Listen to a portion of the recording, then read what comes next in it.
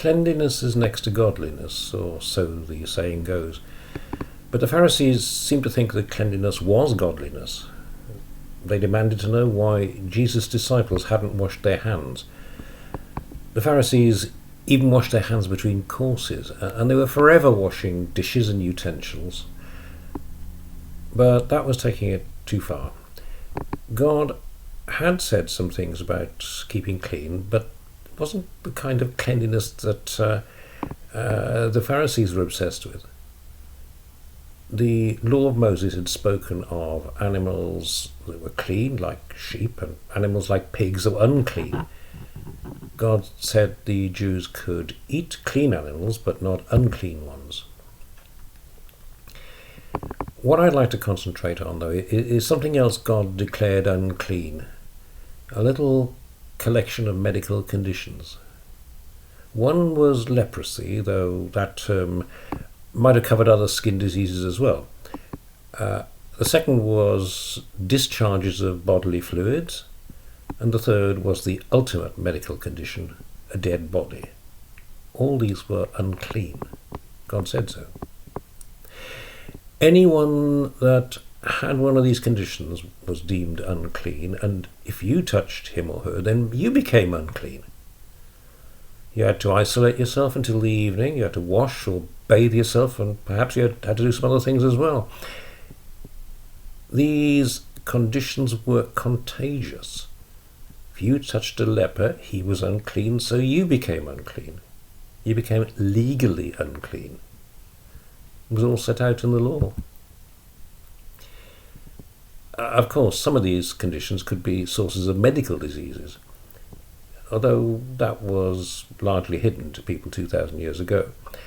If you touched a leper, the leprosy bacteria could get under your skin too, and corpses could be a source of all kinds of germs.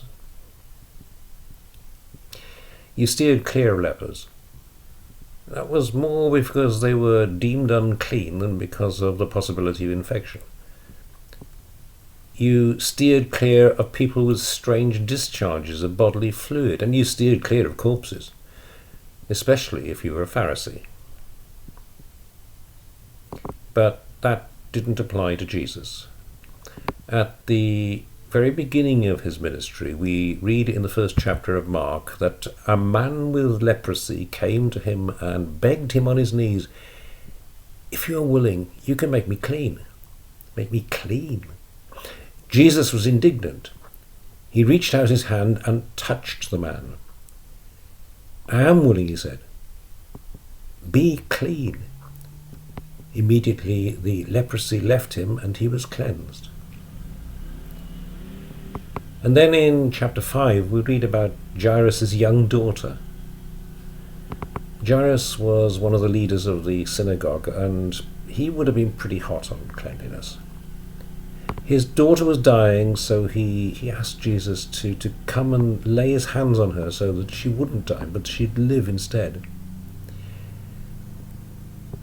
Jesus was delayed en route, as he knew he would be, of course. And when he got to Jairus' head, the girl had died. Jairus would have given up hope, but then, to his horror, Jesus seized the dead girl's hand. This should have made Jesus unclean. This good man would be made unclean by his dead daughter.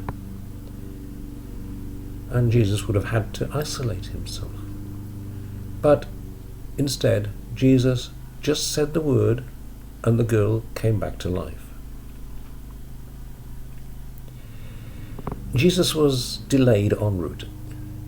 It's a poignant tale about a woman who'd had a discharge of blood for 12 years. She was perpetually unclean.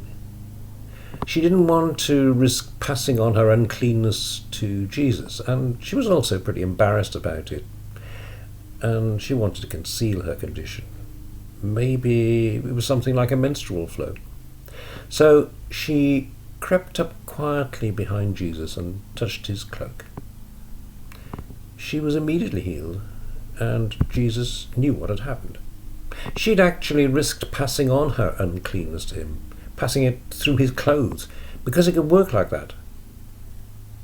But Jesus wasn't contaminated. The woman confessed all, for she was healed. A leper, a flow of blood, and a dead body, all unclean. They were contagious. Even if they didn't pass on germs, they were still unclean as defined by the law of Moses. Don't touch. Jesus should have been affected. He should have become unclean. But he didn't. Instead, the very reverse happened. Instead of the bad passing into Jesus, the good passed out of him into the unclean person and cleansed and healed him. The good in him coming out was much stronger than the bad that was trying to get into him. In Mark we read that Jesus realized that power had gone out from him when the woman touched him and when she was healed. Jesus' power overcame all kinds of uncleanness. There's yet more in Mark's Gospel about the ways Jesus dealt with uncleanness. There were people with, quote, unclean spirits. There were the challenges of the Pharisees about uncleanness, and much debate with them, and Jesus making quite some powerful points to them about where cleanliness came from, where it didn't come from. And there is the contact with the madman who lived with a herd of pigs. Why are we told so much about all this? It's so, I think, that we can learn the lesson, and here it is. We can bring all the uncleanness of our lives to Jesus, the moral uncleanness and the spiritual uncleanness. It won't affect him at all. He can't be tainted by us. But he can touch us and bring cleanness to our lives in place of all that garbage. We can bring all the uncleanness of our lives to Jesus. The moral uncleanness and the spiritual uncleanness. Lord, help us to bring to you even the things that we wouldn't want to tell anybody else about. Just like that woman.